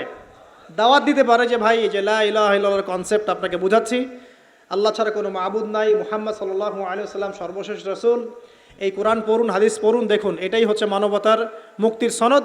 এরপর যদি সে ইসলাম কবুল করে আলহামদুলিল্লাহ, যদি না করে এর হিসাব কে দিবে? সে নিজে দিবে। এর হিসাব কি আমাকে দেওয়া লাগবে? দেওয়া লাগবে না। তো অমুসলিমদের সাথে সাদৃশ্য আছে এমন পোশাক চলবে না। আর 4 হচ্ছে, পুরুষরা মেয়েদের পোশাক পরতে পারবে না, মেয়েরা পুরুষদের পোশাক পরতে পারবে না। জি, আপনাদেরকেই বলছি, আপনারা জিন্স পরতে পারবেন না, মেয়েদেরকে বলছি, এবং টি শার্ট পরতে পারবেন না। আপনারা ওই যে যা ইচ্ছা তাই ড্রেস পরে বলবেন যে 1000 বছরের সভ্যতা সংস্কৃতি, এসব বাজে কথা চলবে না এখানে। এটা 1000 বছরে কোনোদিনও আমাদের দাদা নানিরা এগুলা কখনো পরে নাই। পরছে? আপনার দাদি কখনো এরকম পরছিল শাড়ি? তো যে বললো 1000 বছর থেকে পরে আসতেছে নাকি। সুবহানাল্লাহ। তো এখানে বিষয়টা হচ্ছে পুরুষ মেয়ের পোশাক পরতে পারবে না, মেয়ে পুরুষের পোশাক পরতে পারবে না। আমি খুব সংক্ষিপ্ত করে আপনাকে কোরআন সুন্নাহ থেকে 4টা মূলনীতি বলে দিলাম। এই 4টা মূলনীতি কোরআনেও আছে, হাদিসেও আছে। আসেন, এই যে নারীর অবমাননা, এই বিষয়টা আইয়ামে জাহিলিয়াতে যেমন ছিল, এখন দেখবেন আরও বড় পরিসরে এসেছে। আসে নাই? এই যে ফ্যাশন শো, দেহের প্রদর্শনী, বিভিন্ন ফিল্মস দেখবেন, ফিল্ম ইন্ডাস্ট্রিজে দেখবেন, মিউজিকে দেখবেন, পর্নে দেখবেন, মেয়েদের দেহটাকে নিয়ে ব্যবসা করা হচ্ছে। আগে তো না হয় কন্যা সন্তান হলে জীবন্ত পুঁতে ফেলতো নাকি, এখন যদি গর্ভের বাচ্চা মেয়ে জানে, অনেকে আগেই মেরে ফেলায়। বোঝেন নাই মনে হয়? অনেকে যদি জানে যে গর্ভে মেয়ে সন্তান আছে, আগেই মেরে ফেলায়। এমন অনেক দেশ আছে, আমি নাম বলছি না দেশের সঙ্গত কারণে, যে সেই দেশে এরকম মেয়ে সন্তানকে এই যে খালাস করে ফেলার, নষ্ট করে ফেলার, ভ্রূণ নষ্ট করার আলাদা ক্লিনিক আছে, আলাদা হসপিটাল আছে। বলে নাউজুবিল্লাহ। তো আসলে ওই 1450 বছর আগের মানুষটা বেশি বর্বর ছিল না আমরা বেশি বর্বর? এই যে অধিকারের কথা বলে বলে আমরা মেয়েদের দেহটাকে নিয়ে এখন মস্করা করছি, তামাশা করছি। সবচেয়ে সেরা অধিকার কোথায় পাবে? কোরআনে পাবে, হাদিসে পাবে, ইসলামে পাবে। তার পর্দা নিশ্চিত হবে, দেহ সেফ থাকবে, তার ইজ্জত নিশ্চিত হবে, ইজ্জত সেফ থাকবে, তার সম্মান সেফ থাকবে, তাকে রাজরানীর মতো স্বামী বাসায় রাখবে, কারণ সে হচ্ছে তার কাছে সবচেয়ে মূল্যবান প্রিয় বস্তু। শুধু তাই নয়, সম্পত্তির অধিকার তাকে দিতে হবে। একজন মেয়ে তার ভাইয়ের সম্পত্তি পাবে, তার বাবার সম্পত্তি পাবে, তার স্বামীর সম্পত্তি পাবে, সব দিক থেকে সে সম্পত্তি পাবে। আর একজন ছেলে কিন্তু সব দিক থেকে সম্পত্তি পাবে না। তো এই বিষয়গুলো যখন এক শ্রেণীর মানুষ বোঝে না, তখন ইসলামের বিরুদ্ধে অহেতুক প্রোপাগান্ডা চালানো শুরু করে। সবচেয়ে সেরা সম্মান রক্ষার উদাহরণ দেয়া হয়েছে ইসলামে, কোরআনে এবং হাদিসে। এই কথাটা আপনাদের মা বোনদেরকে বোঝাবেন, তবে নম্রতার সাথে বোঝাবেন, কারণ উচ্চবাচ্য করলে তারা কথা শুনবে না। আর আল্লাহ রাসূল সাল্লাল্লাহু আলাইহি ওয়াসাল্লাম বলেছেন, কিছুটা বাঁকা হাড় দিয়ে তাদেরকে তৈরি করা হয়েছে। যদি আপনি শক্ত করে চাপ দিতে যান তাহলে ভেঙে যাবে, আর যদি আপনি ওই অবস্থায় ছেড়ে দেন তাহলে বাঁকাই থেকে যাবে। এখানে আপনাকে হিকমা অবলম্বন করতে হবে। আল্লাহ পাক তৌফিক দান করুন। একটা বিষয় বলছিলাম, ওই যে শিরকের পাপ এখন গ্লোবালাইজেশন হয়েছে না, ওই সুদের পাপ এখন গ্লোবালাইজেশন হয়েছে না। গ্লোবালাইজেশন বোঝেন? মানে বিশ্বায়ন, পুরো বিশ্বে ছড়িয়ে পড়েছে না। আরেকটা হচ্ছে এই যে মেয়েদের অবমাননা, এটা সারা বিশ্বে ছড়িয়ে পড়ে নাই? আচ্ছা, আর দুটা বলবো, এরপর বলে আমি শেষের দিকে যাচ্ছি, আসেন। একটা হচ্ছে মাদক। মাদক আইয়ামে জাহিলিয়াতের অন্যতম সেরা পাপ ছিল কি? মাদক। ওই যে বলছেন জাহিলি যুগ, কেন বলছেন জাহিলি যুগ? বিকজ ওইখানে মাদক খেত মানুষ বেশি। এখন বলেন, ওখানে না হয় মক্কায় মাদক খেত মানুষ, এখন সারা বিশ্বে মাদক ছড়িয়ে পড়ে নাই? বেশি না কম? এখন এই যে নতুন নতুন মাদক আসছে, ইয়াবা, আরও নাকি কি কি আসছে নতুন নতুন, আমরা নামও জানি না। এই যে গাঁজার নাম জানি, ফেন্সিডিলের নাম জানি, আর কি কি আছে? হিরোইন বলেন, আর দু একটা, আফিম, আর কি আছে? হ্যাঁ, রেন্ডি, সুবহানাল্লাহ, এই নামও কখনো শুনি নাই আমি। আচ্ছা শোনেন শোনেন, বিষয়টা হচ্ছে, দেখুন, এই বিষয়টা কি হালাল না হারাম? আচ্ছা, এটাকে যদি আমরা হালাল করে নেই তাহলে কি হবে? কুফরি হবে না শিরক হবে? শিরক কুফর দুটোই হচ্ছে। কিন্তু এখন মক্কার কিছু মানুষ মাদক খেয়েছে বুঝলাম, আল্লাহ রাব্বুল আলামিন ধাপে ধাপে এখান থেকে বের করেছেন। প্রথমে বলেছেন মদ খেয়ে নামাজের ধার কাছে যেও না। হ্যাঁ, তারপরে বলেছেন এই যে মাদকে কিছুটা উপকার আছে কিন্তু বেশি ক্ষতি। তারপর বলেছেন খেয়ে নামাজের কাছে যেও না। তারপর ধাপে ধাপে শেষের দিকে এসে আল্লাহ পাক বলেছেন যে এটাকে ছেড়ে দাও। সূরা মাইদায় পড়ে দেখেন, এটা শয়তানের কাজ। তখন সাহাবায়ে কেরাম রাদিয়াল্লাহু আনহুম পুরোপুরি মাদক থেকে নিজেদেরকে মুক্ত করলেন। এরপরে কি কখনো তারা মাদক ছুঁয়েও দেখেছেন? বরং মাদক দ্রব্য সেবন করলে 40টা লাঠি বেত্রাঘাত করতে হয়, ইসলামিক শাস্তি। কয়টা লাঠি? আর উমর রাদিয়াল্লাহু আনহুর সময়ে 40 লাঠিকে বাড়িয়ে 80 লাঠি করা হয়েছিল। কত লাঠি? 80 লাঠি। কিন্তু আরও একটা পাপের শাস্তি আছে, বলবো? অপবাদ, এখন যেটা বেশি দেয়া হয়, অপবাদ, মিথ্যা অপবাদ, সতী সাধী নারীর উপরে মিথ্যা অপবাদ, এর শাস্তি হচ্ছে 80 লাঠি। আবার 100 লাঠির শাস্তি আছে, 100 লাঠি। এটা কিসের জানেন? জিনা। জিনা, এই যে যারা করছেন, এর শাস্তি হচ্ছে 100 লাঠি। তাও জনসম্মুখে দিতে হবে, গোপনে না। আর 1 বছরের জন্য এলাকা ছাড়া করতে হবে। তো এই যে জিনা, পর্নোগ্রাফি, ব্যভিচার, পরকে, এগুলোর মধ্য দিয়ে আমরা নারীর অবমাননা করছি না? এবং ধর্মের মাধ্যমেও মাঝে মাঝে করছি, যখন আমরা ধর্মের নামে মেয়েদের অধিকার দিচ্ছি না। অনেকেই সম্পত্তির অধিকার দিচ্ছেন না, অনেকেই শিক্ষিত করছেন না, অনেকেই আরও যৌতুক নিচ্ছেন না। যৌতুক নিচ্ছেন না অনেকেই।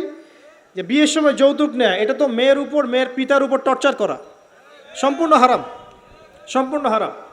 প্রত্যেক দিন পেপার খুলবেন, দেখবেন রেপের খবর। প্রত্যেক দিন খবর শুনবেন ধর্ষণের খবর। আর সব খবর তো আসে না, আসে হয়তো 10%, 20%, 30%। বেশিরভাগই আসে না। এলাকায় মোড়ে মোড়ে দেখবেন, গ্রামে গঞ্জে শহরে বন্দরে খালি ইফটিজিং দেখবেন, খালি ইফটিজিং। মেয়েদেরকে হয়রানি করা হচ্ছে বাসে, অটোতে, টেম্পুতে, সব জায়গায়। এই যে মহামারী, আপনি তো বুঝতে পারছেন না যে আমরা কোন সমাজে আছি। এই সমাজে আপনার মেয়ে তো সেফ না, আমার মেয়ে তো সেফ না। আমার মেয়ে, আপনার মেয়ের ভবিষ্যৎ কি হবে, এর ভবিষ্যতের নিশ্চয়তা কে দিবে? আপনার মেয়ের ইজ্জতের ভবিষ্যতের নিশ্চয়তা কে দিবে? এই নিশ্চয়তা দেওয়ার মতো মানুষ কোথায়, নেতা কোথায়? কারো ঘরের স্ত্রী, কারো ঘরের বোন, কারো ঘরের মেয়ে এখন সেফ না। যে কোনো দিন, যে কোনো জায়গায়, যে কোনো দুর্ঘটনা হতে পারে। বাসে, ট্রাকে, ট্রেনে, অটোতে, সব জায়গায় হতে পারে। আর এগুলোকে আমরা প্রমোট করছি, এখন নগ্নতাকে প্রমোট করছি। এগুলো কেন হচ্ছে? এই মহামারী কেন হচ্ছে? কি সমাধান দিবে? সমাধান ইসলামে ছিল, আমরা নেই নাই। সমাধান হচ্ছে, প্রথম সমাধান অশ্লীলতার মহামারী বন্ধ করতে হবে, পর্দা নিশ্চিত করতে হবে। আরেকটা বলে শেষ করি, সেটা হলো, কয়টা বলেছি ভাই? জাহিলিয়াত। ইমাম মুহাম্মদ বিন আব্দুল ওয়াহাব রাহিমাহুল্লাহ, তার একটা বইয়ের মধ্যে 1000টা জাহিলিয়াত আছে। আমি 5টা বাছাই করেছি। কয়টা? 5টা। কয়টা বলেছি? 4টা। এক হচ্ছে কি বলেছিলাম? শিরক। আছে না নাই? রিবা এখন আছে না নাই? 3 নাম্বার কি ছিল? মাদক। আর 4 নাম্বার নারীর অবমাননা। মাদক তো বুঝলেন, এটা তো আমার চেয়ে আপনারা ভালো বুঝেন, মাদক সব জায়গায় আছে। আরেকটা কথা বলি, দেখুন, মাদক নিয়ে একটা কথা বলি, শুনুন। আপনাদের কি কখনো গায়ে কখনো ফোড়া হয়েছে? কার কার গায়ে ফোড়া হয়েছে বলি, হাত তুলেন। মাশাআল্লাহ। কেমন ব্যথা? ফোড়া ফেটে গেলে কি বের হয়? রক্ত আর পুঁজ বের হয়, তাই তো?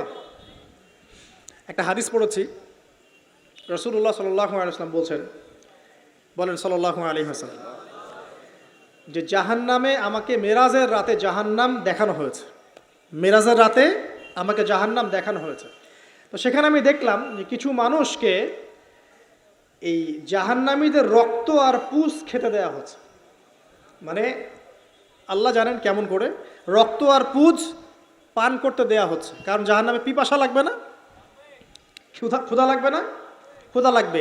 খাবার খেতে চাইলে জাক্কুম, আর পানি খেতে চাইলে হামিম, গরম উত্তপ্ত পানি। আর এই যে রক্ত আর পুঁজ, রক্ত আর পুঁজের একটা মিশ্রণ খেতে দেয়া হচ্ছে। তো নবী সাল্লাল্লাহু আলাইহি ওয়াসাল্লামকে সাহাবীরা পরে জিজ্ঞাসা করলেন, ইয়া রাসূলুল্লাহ, কোন পাপের কারণে তাদেরকে এই শাস্তি দেওয়া হচ্ছে?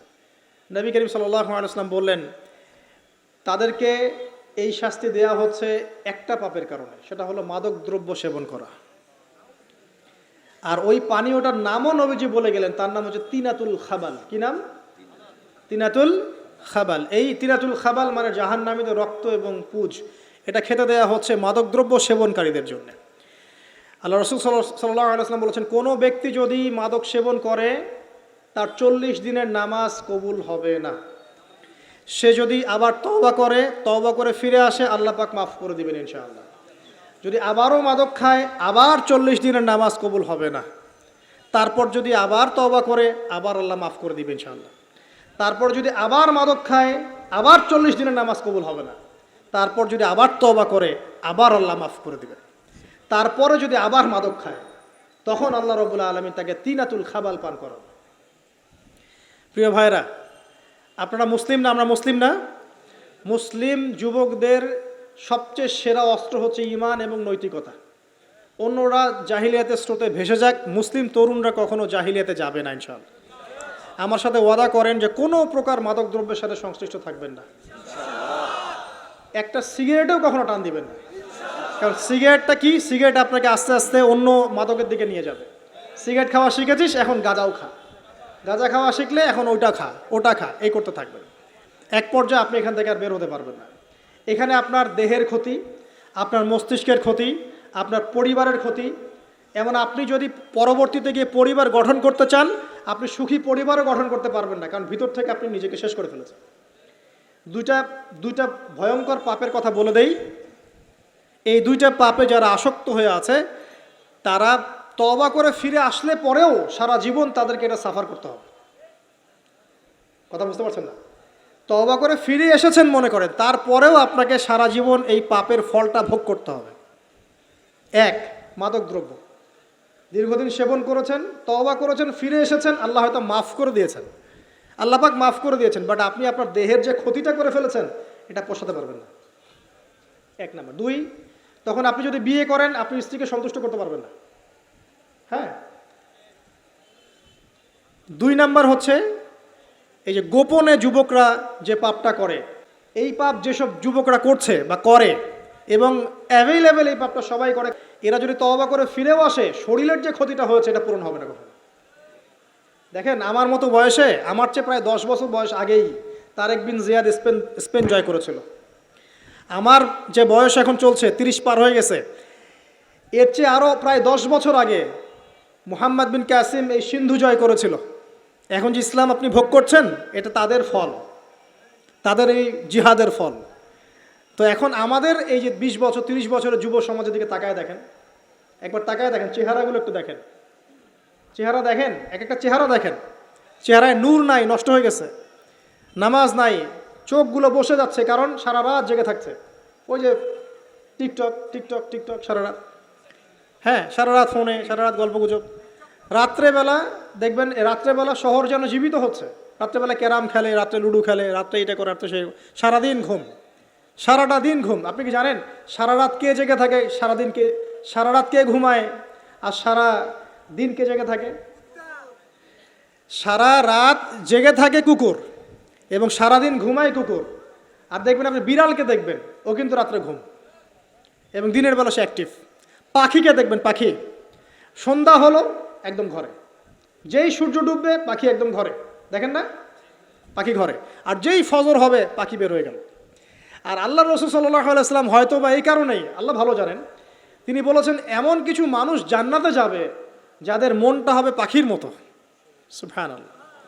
দেখেন পাখি কি করে, একদম সন্ধ্যা হলো ঘরে ঢুকে গেল, যেই ফজর হবে একদম ফজরের আগে আগে সে বের হয়ে গেল। তো পাখির মতো হওয়ার চেষ্টা করেন, পাখির মতো লাইফস্টাইলে আসেন এবং সে সারাদিন পরিশ্রম করে রিজিকের জন্য, করে না? আল্লাহ পাক পাখিকে রিজিক দেন কি চাকরির মধ্য দিয়ে না ব্যবসার মধ্য দিয়ে? কিভাবে সে রিজিক পায়? তাওয়াক্কুল, তাওয়াক্কুল, আল্লাহর প্রতি তাওয়াক্কুল। আর তাওয়াক্কুল করে কি সে ঘরে বসে থাকে না রিজিক সার্চ করে, রিজিক তালাশ করে? আপনিও রিজিক তালাশ করেন, আল্লাহ পাক রিজিক দিবে ইনশাআল্লাহ তাআলা। প্রিয় যুবক ভাইরা, আল্লাহর ওয়াস্তে তওবা করেন। যারা যারা মাদকদ্রব্যের সাথে সংশ্লিষ্ট আছেন বা থাকার সম্ভাবনাও ছিল, এর ধার কাছেও যাবেন না, ওয়াদা করছেন তো? এবং গোপন পাপে লিপ্ত হবেন না। অতএব জীবনটাকে সিরিয়াসলি নেন। মুসলিম তরুণ যুবকদেরকে উদ্দেশ্যে বলছি যে আপনারা কায়িক পরিশ্রম করেন, কায়িক পরিশ্রম করেন, 5 ওয়াক্ত সালাতটা আল্লাহর ওয়াস্তে নামাজে মসজিদে এসে পড়েন। বেশি কিছু করতে বলছি না ভাই, আমার কথা শোনেন, বেশি কিছু করতে বলছি না। আল্লাহর ওয়াস্তে 5 ওয়াক্ত নামাজটা মসজিদে পড়েন, পারবেন না? আচ্ছা, ডেইলি 10টা পৃষ্ঠা করে কোরআন তেলাওয়াত করেন, পারবেন? আল্লাহ তৌফিক দান করুন। ডেইলি 2-4 টাকা করে সদকা করেন, পারবেন? আচ্ছা, প্রত্যেক দিন কিছু দাওয়াতি কাজ করেন, আমর বিল মারুফ, সৎ কাজের আদেশ করবেন, নাহি আনিল মুনকার, অসৎ কাজে নিষেধ করবেন, পারা যাবে ইনশাআল্লাহ। আপনি হালাল রিজিকের একটা সন্ধান খোঁজার চেষ্টা করেন, পারবেন ইনশাআল্লাহ। পড়াশোনায় নিজেকে ব্যস্ত রাখেন, লেখাপড়ায় নিজেকে ব্যস্ত রাখেন। যদি এর পাশে আপনি সময় পান, আমি বলবো আপনি খেলাধুলা করেন। যদি সময় কিছু বের করতে পারেন, কায়িক কিছু পরিশ্রম করেন, প্রয়োজনে কিছু কসরত করেন, জিম করেন, খেলাধুলা করেন। তারপরেও পড়নে যায় না, তারপরেও গার্লফ্রেন্ডের পিছনে সময় নষ্ট করেন না, তারপরেও যে টিকটক, ফেসবুক, ইউটিউব নিয়ে পড়ে থাকেন না। ওগুলোর চেয়ে খেলাধুলা করা অনেক ভালো আছে। অ্যাটলিস্ট আপনি ফিজিক্যালি ফিট থাকবেন। অনেকে বলতে পারে যে এটা না করলে হয়, এটা বাজে কাজ, সময় নষ্ট। আমি মনে করি এখনকার যুবকরা যেসব পথে সময় নষ্ট করছে, এর চাইতে অ্যাটলিস্ট খেলাধুলা করলে ভালো ছিল। একটা সময় ছিল না, আজকে থেকে 10 বছর আগে প্রচুর খেলা হতো না? ক্রিকেট হতো, ফুটবল হতো, এই ব্যাডমিন্টন হতো শীতকালে, তাই না? খেলার লিপ্ত থাকলে কিন্তু আমাদের মধ্যে একটা হৃদ্যতা, একটা বন্ড তৈরি হতো, একটা বন্ড। আমরা অনেক টুর্নামেন্ট খেলতাম না? এখন দেখবেন কিচ্ছু নাই, সব বন্ধ, খালি ফোন, সারাদিন কি ফোন। এটা আরও কি ডেঞ্জারাস না? এভাবে তাদের ফিজিক্যাল বডিটা নষ্ট হচ্ছে, মেন্টাল স্ট্রেংথটাও নষ্ট হচ্ছে। এর চেয়ে বরং তারা যদি কোনো কসরত করে এটা অনেক ভালো হবে, এটা আমার মত। এটা আমি কোরআন সুন্নাহ থেকে কোনো কথা বলছি না, আল্লাহ পাক বোঝার তৌফিক দেখ। শেষ কথা হলো যে আইয়ামে জাহিলিয়াতের আরেকটা নির্মম বর্বরতা ছিল হচ্ছে গোত্রীয় দ্বন্দ্ব। কি ছিল? গোত্রীয় দ্বন্দ্ব। এটাই দিয়ে আমি শেষ করছি। সেটা হলো কেমন গোত্রীয় দ্বন্দ্ব? মনে করেন একটা গোত্রের নাম বনু তামিম, একটার নাম বনু হানিফা, একটার নাম হচ্ছে বনু কোরাইজা, একটার নাম হচ্ছে মনে করেন বনু মাখজুম, আরেকটা হচ্ছে বনু আদি, এরকম অনেক গোত্র ছিল আর কি। তো এই গোত্রগুলোর মধ্যে আপোষে দ্বন্দ্ব চলতো, খুব সামান্য কারণে তারা দীর্ঘস্থায়ী যুদ্ধ করত। একটু বোঝার চেষ্টা করেন, খুব সামান্য কারণে তারা লম্বা লম্বা যুদ্ধ করত। একটা উটকে কেন্দ্র করে প্রায় 80 বছর যুদ্ধ হচ্ছে। কত বছর? 80 বছর। এখন আপনাকে বলি, এই যে জাহেলিয়াতের এই যে গোত্রীয় হানাহানি, মারামারি, কাটাকাটি, এটা কি এখন সারা বিশ্বে ছড়িয়ে পড়েছে কি পড়ে নাই? আল্লাহ নূর দিয়ে দেখেন, পড়েছে কি পড়ে নাই? দেশে দেশে হানাহানি বেড়েছে না কমেছে? রাসূলুল্লাহ সাল্লাল্লাহু আলাইহি ওয়াসাল্লাম 23 বছর নবুয়তের জীবনে যতগুলো জিহাদ করেছেন এবং সারিয়া করেছেন, এতে সব মিলে হয়তো 2 থেকে 3 হাজার মানুষও মারা যায় নাই। ঠিক আছে?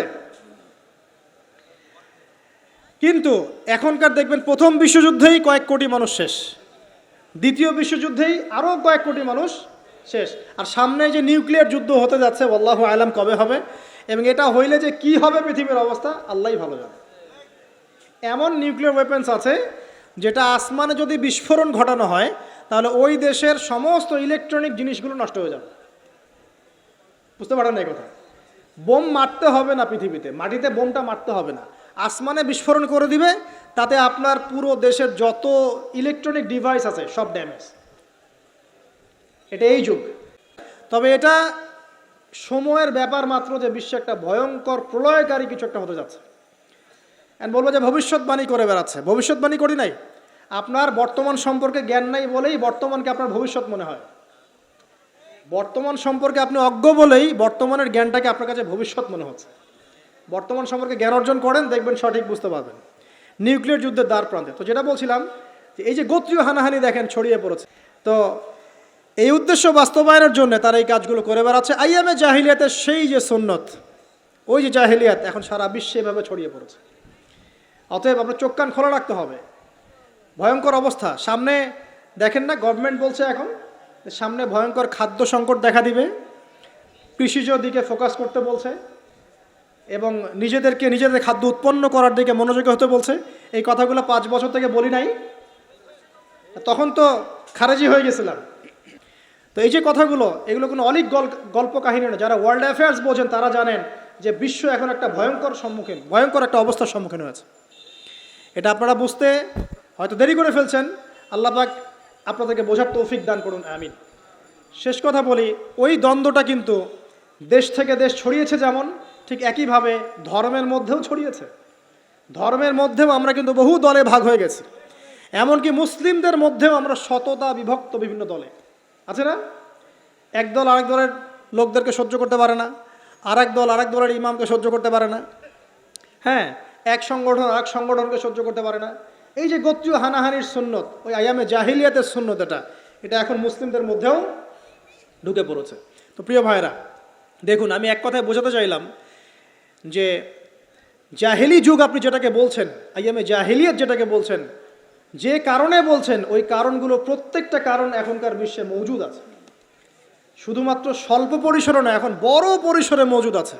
অতএব আপনাকে যদি আইয়ামে জাহেলিয়াতুল আকবার বলে কোনো বিশ্বকে রিকগনাইজ করতে হয়, তাহলে এখনকার বিশ্বকে করতে হবে।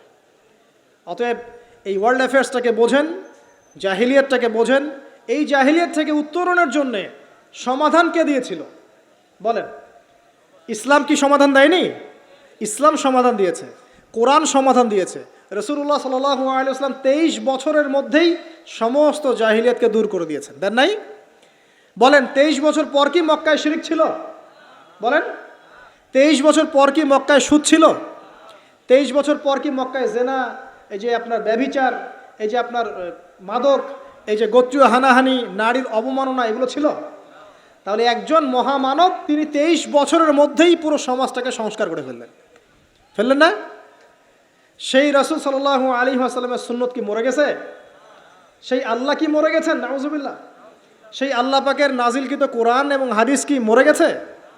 তাহলে সেই আল্লাহ যদি জীবিত থাকেন, সেই রাসূলের আদর্শ যদি জীবিত থাকে এবং সেই কোরআন যদি এখনও মুসলিমদের হাতে থাকে, তাহলে এখনকার বিশ্বের জাহিলিয়াত আমরা ফেস করতে পারবো না?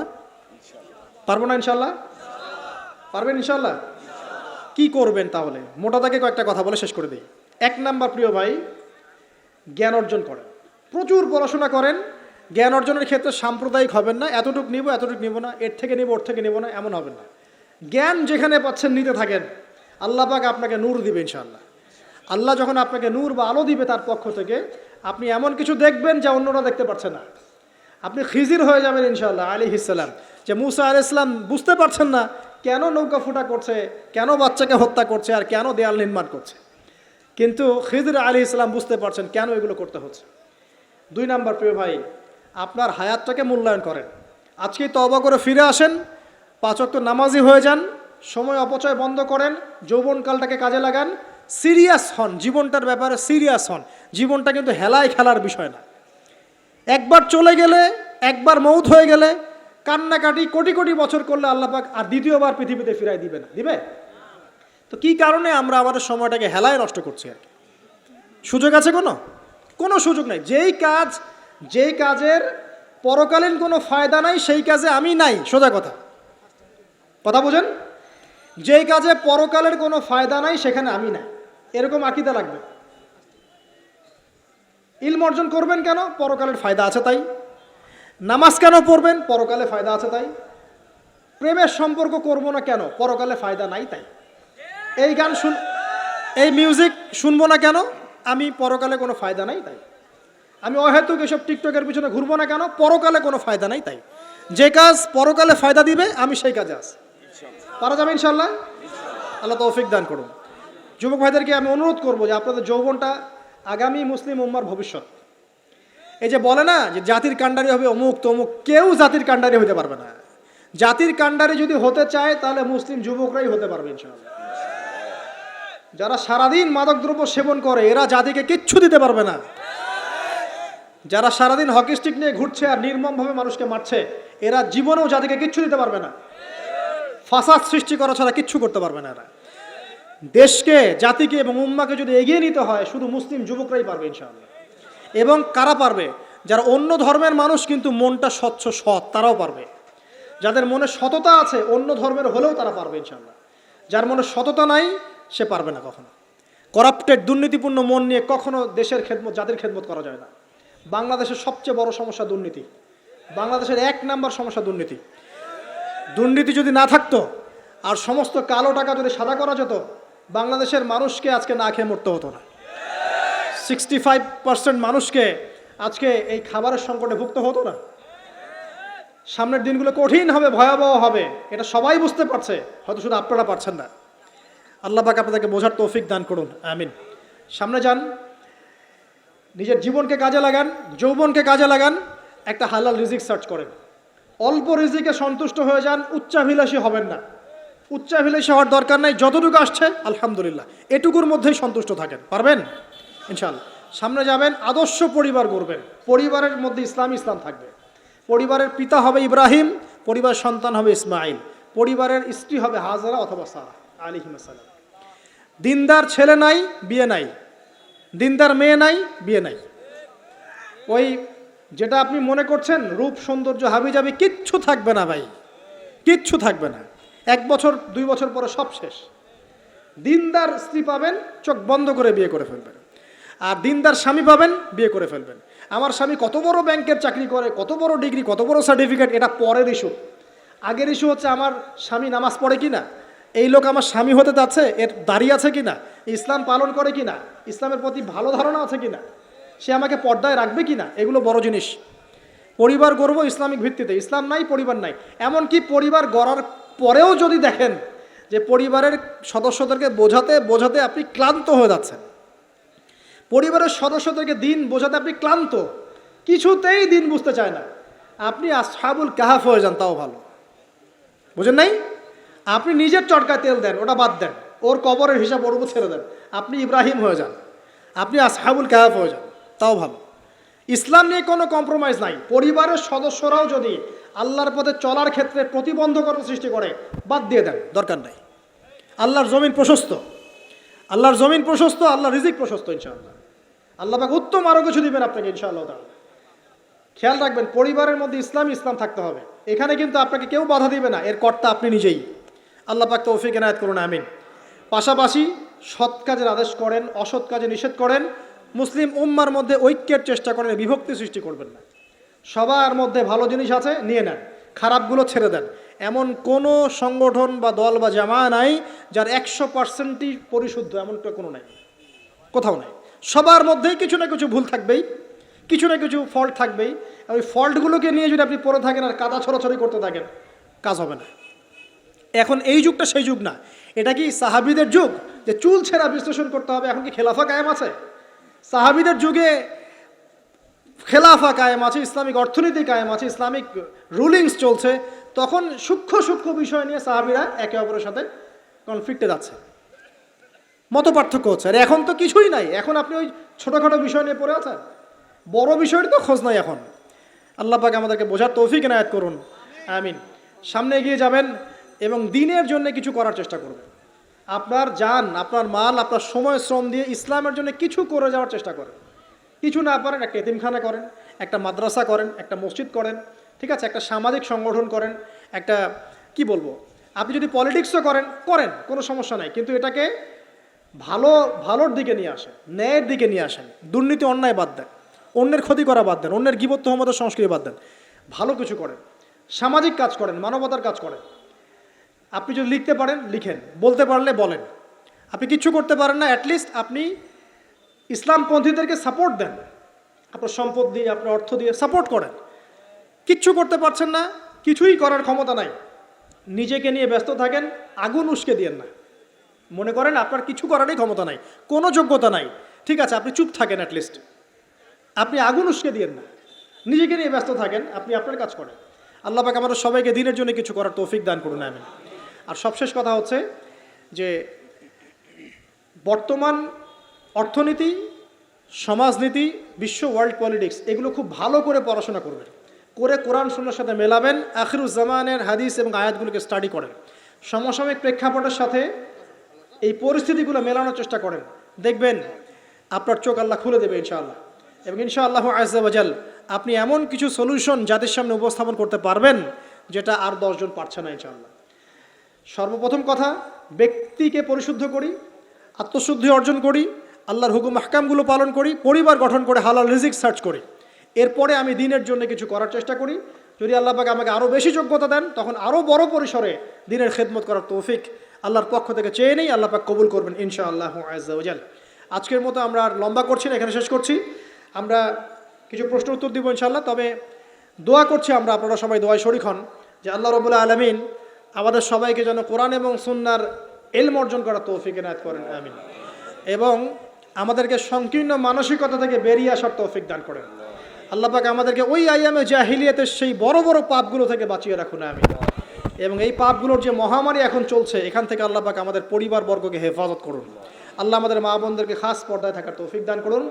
আল্লাহ পাক আমাদের যুবক ভাইদেরকে যাবতীয় পাপাচার ছেড়ে দেওয়ার তৌফিক দান করুন। আল্লাহ পাক আমাদের যুবক ভাইদেরকে 5 ওয়াক্ত নামাজি বানিয়ে দিন। আল্লাহ পাক আমাদের যুবক ভাইদেরকে এই মাদক, পর্ন এইসব ছেড়ে দেওয়ার তৌফিক দান করুন। আল্লাহ পাক যুবক ভাইদেরকে রিজিকের ব্যবস্থা করে দিন। আদর্শ পরিবার গঠন করার জন্য আল্লাহ আপনি সাহায্য করুন। আল্লাহ পাক আমাদের বাচ্চা যারা আছে, কচিকাচা বাচ্চা, এদেরকে ইসলামিক আদর্শে বড় করার তৌফিক দান করুন। আল্লাহ পাক আমাদের ঊর্ধ্বতন কর্তৃপক্ষ যারা থাকবে, প্রশাসনে, রাষ্ট্রে, যে যেখানেই থাক, আমরা দোয়া করি আল্লাহ পাক সবাইকে ঈমান দান করুন, আমিন। এবং আল্লাহ পাক তাদের গুনাহগুলোকে মাফ করে দিন। আল্লাহ পাক তাদের হাতকে শক্তিশালী করুন এবং তাদেরকে মুসলিম উম্মার জন্য কাজ করার তৌফিক দান করুন। এবং ইসলামের শত্রুদের বিরুদ্ধে তাদেরকে শক্ত অবস্থান নেওয়ার তৌফিক দান করুন।